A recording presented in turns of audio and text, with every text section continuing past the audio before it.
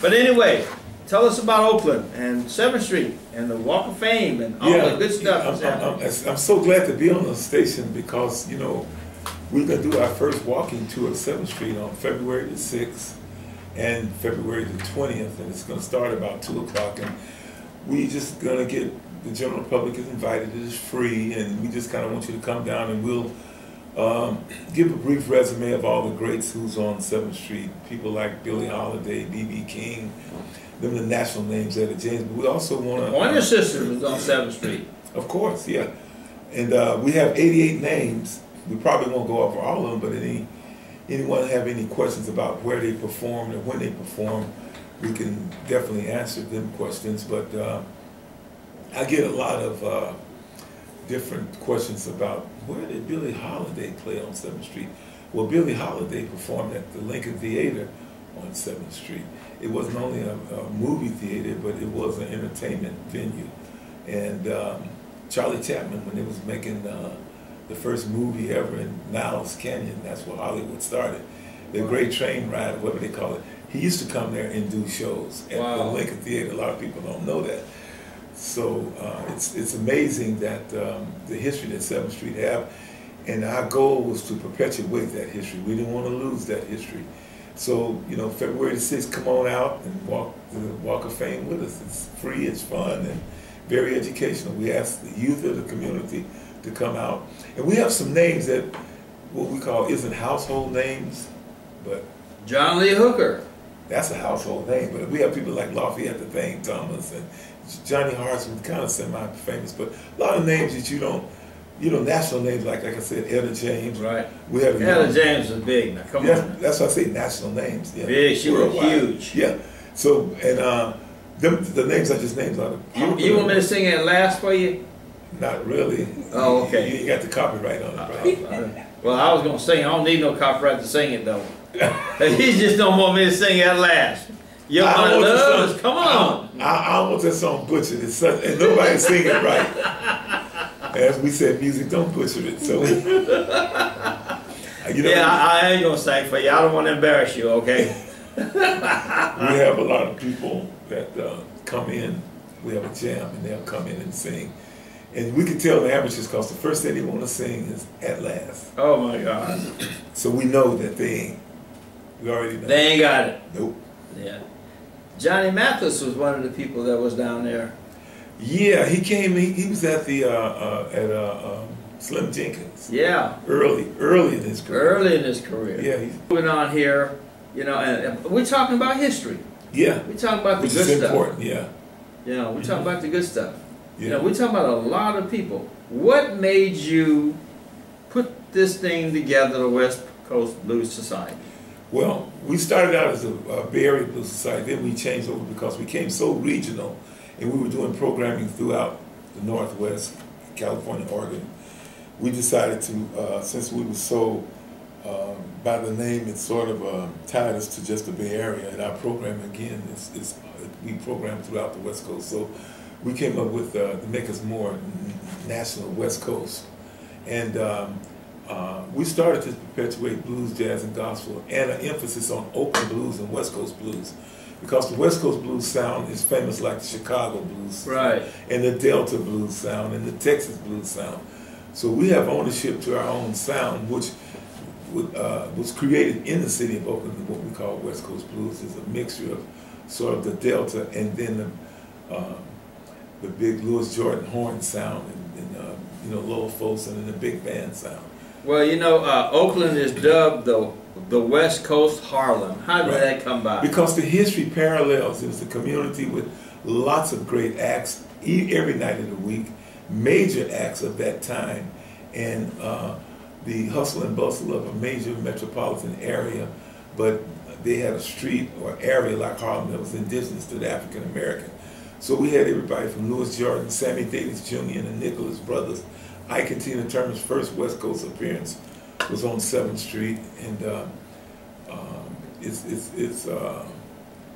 been a situation where the comparables are almost note for note, as we say in music.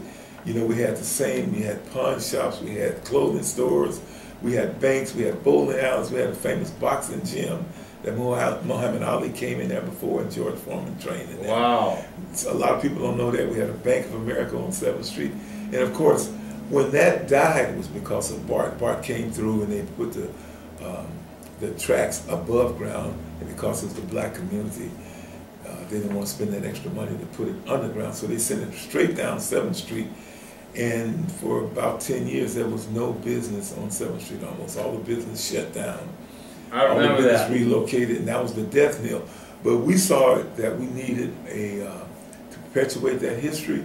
We saw the fact that if 7th Street is gone, a lot of the youth and a lot of older people would never know people like Aretha Franklin, people like Billie Holiday, people like B.B. King, T-Bone Walker, the pillars of blues, music, and jazz perform there. So we said, let's do what I call heartland history. And so we took the same parables as the Harlem of the West Coast. We had, again, the same lifestyle, the same sort of entertainment for blues, jazz, and the same free-spirited, great music. If it wasn't a band, it was a hot, what they call jukebox. See, people don't realize in the 40s and 50s and 60s, people would go to clubs if they didn't have a band. They go to clubs with the latest songs on their jukebox. A new Bobby Bland or a new Ray Charles. They'd be there in the clubs that didn't keep their jukebox up. They didn't keep their audience up. They didn't keep their. I remember that. They go. What they call that? Wurlitzer. The Wurlitzers out of Chicago. They made them in Chicago. Wurlitzer. I remember that. Red, white, and silver.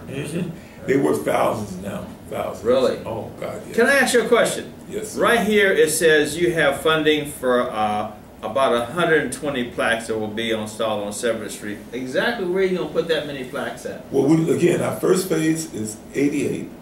The next phase that we just finished, of course, that's an $8 million project. The next one is over $8 million.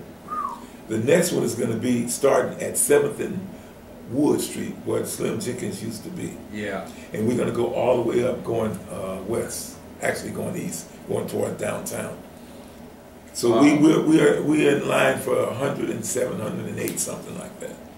And we're going to repeat the same notion of if you perform on 7th Street. And that's another thing I want to tell your listening audience. The names you don't see there that you know played on 7th Street, they will be there on the 2nd phase and the 3rd phase. So there's going to be 2 more phases. I know you heard about the West Oakland Village that they're putting that bar. You heard about that? I've been going to the meetings. And what is development? How is that going to impact the area? Well, they're going to have housing. They're going to have low rent housing. They're going to have condos sale. They're going to have shops and businesses on the bottom floor. And we're trying to institute a West Coast Blues, or i.e. Oakland Blues Hall of Fame. So we're talking with some of the people. They open it up to the community for ideas, but how can you have something like that don't perpetuate Oakland Blues? So we want some square footage to hang artifacts, to have different information, touch-me computers about some of the artists that's on 7th Street. We actually want an amphitheater, but depending on the architecture, where the architect's going to set it up, that might not happen, but we definitely want a venue. You know, we definitely want a venue that we can have paintings and pictures and artifacts like John Lee Hooker's guitar. Where exactly this is? That would be in part of this complex that they're talking about. Okay. Where's it going to be built at? Right there at 7th Street, Center Street Station. Really? Yeah, so $100 million project or something like that, some ridiculous amount. And we just had a meeting that I was out of town, I missed it, at Adeline at the Senior Center on, I guess, 18th and Adeline. Right. So the public is invited. I don't know when's the next one, but Alan Doan's the contractor. I don't know if you heard that name. Doan's, yeah. Well, he's heading up the project, and he's working with Bart. So he's already told me, because he's a historian. I met with him, and he said, Ronnie, we definitely want to have a venue so you can have have some sort of identification of the history and legacy of Oakland and 7th Street Blues. Because, you know, Oakland has been the town that Prince and James... 1937 it started. 36, I think the day Prohibition ended was the day Slim Jenkins opened up. Wow. Yeah. No, that was the late 30s, early 40s. That was the 30s, 1932, 33. 34, yeah, 34. Yeah, okay. 1934. Yeah. And that's the day Slim Jenkins opened his club, the day Prohibition ended. You're right. That was 32. 32, Prohibition ended 32. Yeah, so no more moonshine. No more, oh Lord. they had to get it from Jim Beam's and Hennessy. They had to buy it right. Jack Daniels. But anyway, moving on. What are the things that right now that you have in the pipeline for bringing more and more and more people to 7th Street? I mean, well, again, as I said earlier, we're doing a walk. We call it the Blues Walk, and we want to invite the public to come down this coming Saturday, and Saturday, February the 6th. And we're going to meet right in front of BART, right there where the plaques are at, and we're going to kind of walk along and we're going to try to have people like Terrible Tom and Mr. Wiley Trask, and I'll probably try to get Freddie Hughes down there. Get some of the artists who's still living and who can come down and talk about their career and their history. And this is some of the things we had planned. You know, we want to do walking tours where buses that's going up to the wine country, they can stop on 7th Street and take a look at and enjoy the plaques. We had them cleaned last week, steam clean, and getting them ready for the 6th of February. Well, you know what? You want to talk about Esther's Orbit Room a little bit? Yeah, Esther was across the street, actually, and the post office bought her out. And ironically, the doors of the post office that's on 7th Street, just facing 7th Street, was almost, and I don't know if the architect's done it or God, but the same doors in almost exactly the same position is the door to the post office. Really? Same spot, almost to the inch. And 7th Street, her contribution was bringing people like Etta James, Al Green. Al Green's first performance on the West Coast was at Esther's Orbit Room. And Charles Sullivan was a great promoter. He was bringing artists as such. Sullivan, I remember that name. Oh, Sullivan is the man. Yeah, I remember that name. He started Bill Graham. Bill Graham, That's Sullivan right. used to pass out posters, Moonlight, when he was with the Mine Troupe. Hey, we're going to take a break here. We'll be back with Mr. Ronnie Stewart in a little bit. We're going to talk more about Oakland. Okay, we're back again. This is the Chief. KGM1.com right here on the beautiful 1 February day. And we got Mr. Ronnie Stewart from the West Coast Blues Society. And, you know, we're here talking about 7th Street. Yep. And all the good stuff and all the people. If you are out there anywhere in the country, and you know what, I would beckon you to come back to Oakland if you've lived in Oakland since the 40s, the 30s, or the 40s, if you're still alive. Come back to Oakland and look at 7th Street and how it's transcended and where it's going and what they're developing and just the ambiance of the whole place. It's so gorgeous down there now, and it's coming up. And BART is right there. Yep. You don't have to go nowhere. You can ride from wherever in the Bay Area you want to come. Get off on BART. That's West Oakland BART. I mean, it's right on top of everything. And believe it or not, they still got eating down there in some places. You know, minor and minuscule, but you know, go walk around, bring your camera, bring your children, you know, bring your great-grandchildren and your grandchildren, because 7th Street is the bomb. And we're here with Mr. Ronnie Stewart. Well, you were talking about a minute ago. Yeah, I was talking about, I want to invite everyone. Also, before the show, I'd like for you to play the music they played on 7th Street. It's we've done a matrix of all the songs that was popular, like Honky Tonk by Bill Doggett. You might remember Oh, that. my God. And we've done Further On Up the Road, Bobby Bland. You know, we've done a lot of songs that were very popular up and down 7th Street. And we did add a lot of jazz songs that was, you know, Bags Groove and a lot of other big hits like that. So the song is the second on the CD. It's called Walking Down 7th Street. And what it does is give you that feel of that ambience of kind of funk and kind of jazz. And that's what 7th Street was about. You know, 7th Street used to be so crowded. Even Bob Gates and a lot of the old timers would speak of it. In the 40s during the war, it was just, you couldn't even walk on 7th Street. It was it was like the pictures you see of New York, Wall Street. Bumper to bumper. Yeah, you just couldn't walk. Yeah. It was just packed. And to see it now, a skeleton of what it was. And I think with this new redevelopment that's going down there with new housing, new shops, we plan, as I said earlier, we're planning to have a venue there that will a performance space and with artifacts, you know. Well, you know, the first time I went on 7th Street, I was very young, and it took us a whole day to drive up here. We left LA at like 3:30, 4 o'clock in the morning, you know, and we didn't get here till 3:30, 4 o'clock in the evening. You know, wow. My auntie Highway 99 then. Highway 99. Yeah. That's right. We used to, I mean, that was like such a long, grueling, but exciting drive. And, oh, we're going to Oakland, you know, I'm sitting there, oh my God, we're going to see all the good stuff, you know, eat some good food. And 7th Street was the first place my dad would take us. Wow. You know, boy, I mean, and there were so many people down there. And I remember people used to dress up to go to 7th Street. When you was from the South, and these stories they used to tell me, they said, it's two places people would go to find their relatives.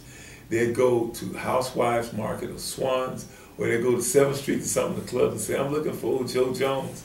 Yeah. And, you know, we lost contact with him, but we know he's here in Oakland. He'll go in the club and somebody said, oh, I know Joe Jones. He come here every Friday. You want to find him? He'll be right over in that chair on Friday. So it was a place to meet. It was a place to find your relatives when you came from Arkansas, Alabama, Mississippi, Texas.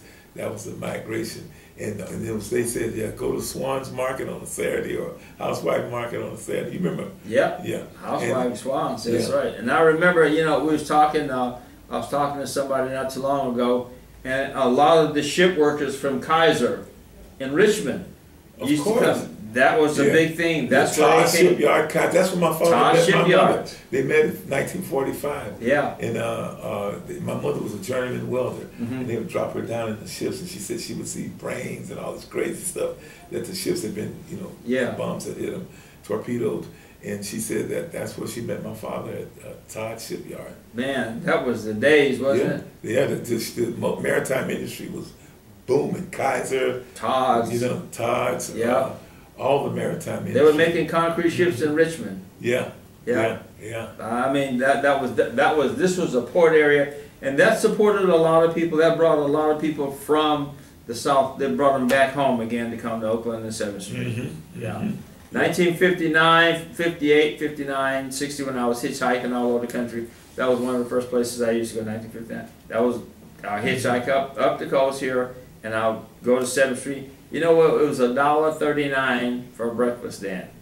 That's kind of high, ain't it? Oh, I had everything. It's 39 cents. No, that was $1.39. What year was that? That was 1959, 1960.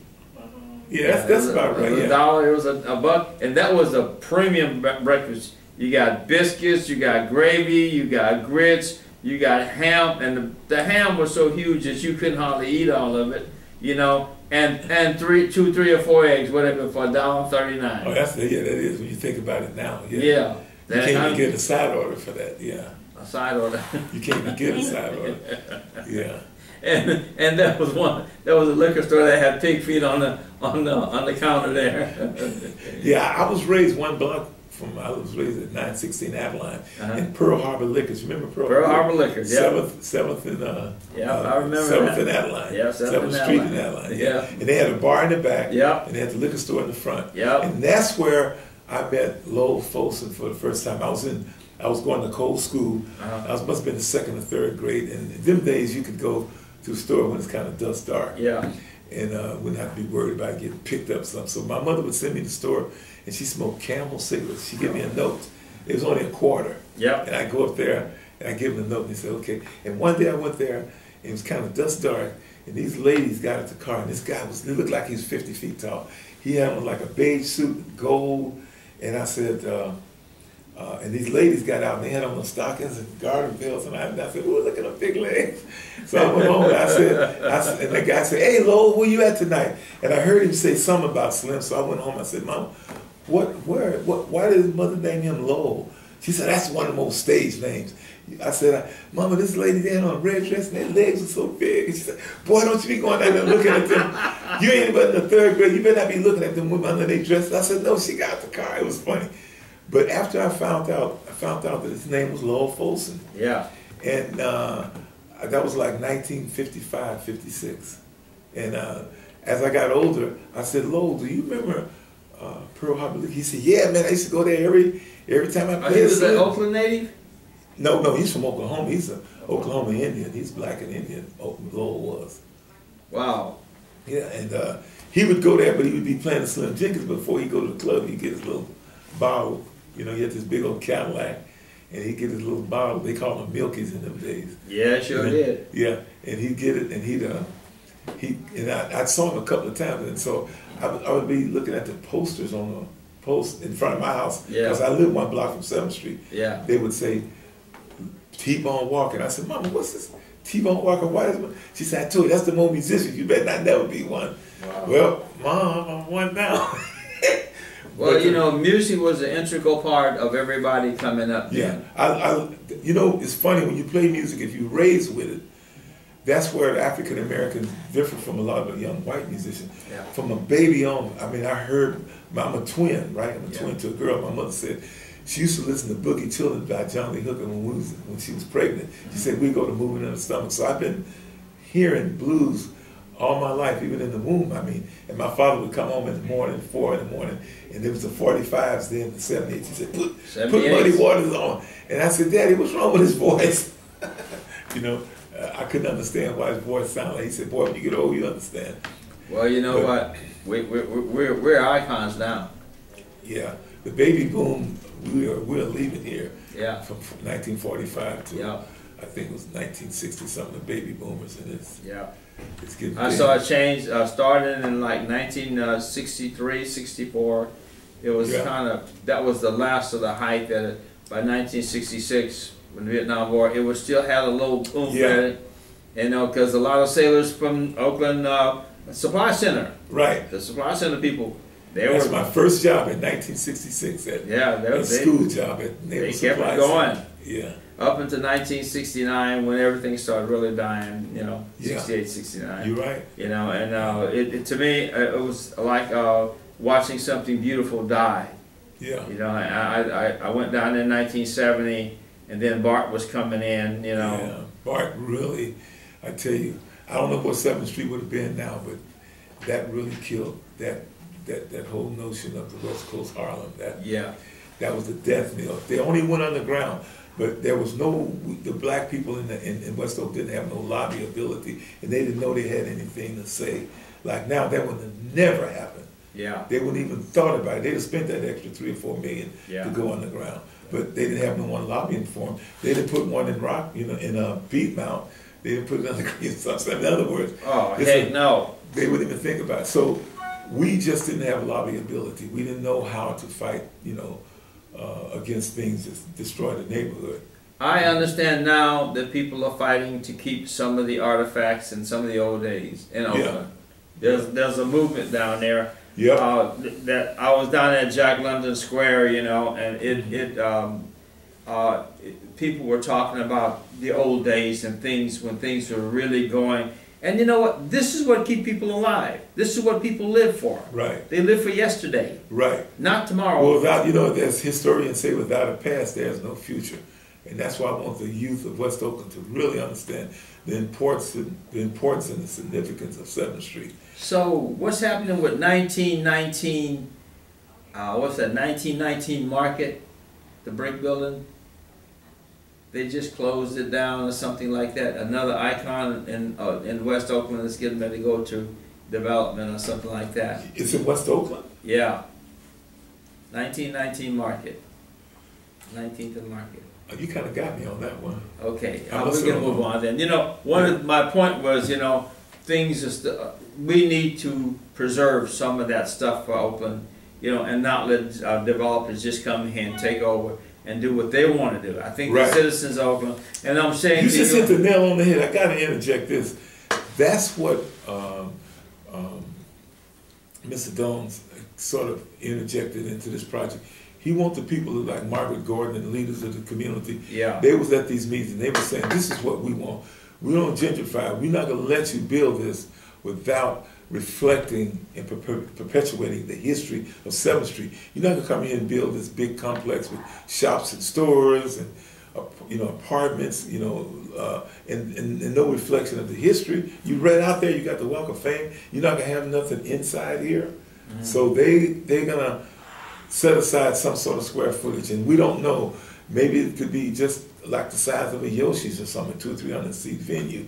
It could be ran by the park, or ran by the library or the library system. But you know what really gets me is the fact that the city has just let developers come in here and do what they want to do. So come in and rape us, just rape us. I mean, I don't think that's fair, and I don't think that's in the interest of the people, because gentrification is taking over 7th Street and all down there. Yeah. We was laughing. We was Channel 7 was out there. We was doing our unveiling, and the mayor was there. But before the mayor and everybody came, it was a white girl walking in front of Bart on her phone, and she just acted so like I'm in Hollywood. She didn't look around, and we like, man, a few years ago she wouldn't be doing that. I'm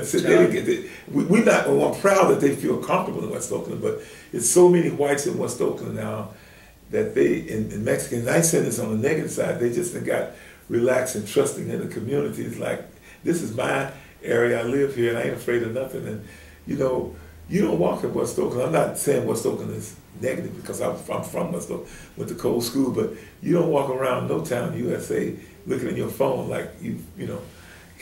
Well, times are changing. Although we're growing, everything else is growing too. Yeah. And what I like to see is right down there by the post office, right before you go underneath the bridge. Yeah. That right to the right there. Yeah. I'd like to see something right there that reflects Oakland, like clubs and stuff like that. Alan Jones came up with a great idea about. He's even talking about, rather than letting the weather and the natural condition mess up the Walk of Fame, that we should make it like put it on a pedestal or something so you can walk, because the weather and walking on it and dropping chemicals and soda and stuff, you'd be surprised how Coke and liquid and sugar mess up surfaces. Oh sure. Yeah. Oh sure. So we talking about working on getting them out the ground. Maybe it's an expensive task, but maybe as we go down to 7th Street, we'll set them up different. Also, statues and busts of Bob Gettys, a bust of some of the greats. Yeah. A lot of people talk about Sammy Davis Jr. and the Nicholas brothers, and they were famous. Sure. And they was in what we call a supper club circuit, and they said one white gentleman said that was a very sophisticated show. He said that wasn't your blues and jazz. So I said, what do you mean? I said Sammy Davis Jr. and Nicholas brothers dance and them kind of floor shows is very popular in the black community. Sure. But he said, well, they would be at the Claremont or the people can't realize that we are culture. We are the bad culture of this country. Yeah. I said, what's wrong with Sammy Davis Jr. being on 7th Street? Well, I never looked at him as being in a black club, because he did do a lot of big white type venues, but he did come home to his people. Well, hey, we thank you for being here. Okay. We thank you for being here. And we're going to tell everybody about the West Coast Blues Society. And the Walk of Fame. And you know what? This is the Chief on KGM1.com. Get a hold to these guys. 510-472-8800. There you go. 510-472-8800. You got it. Ronnie Stewart.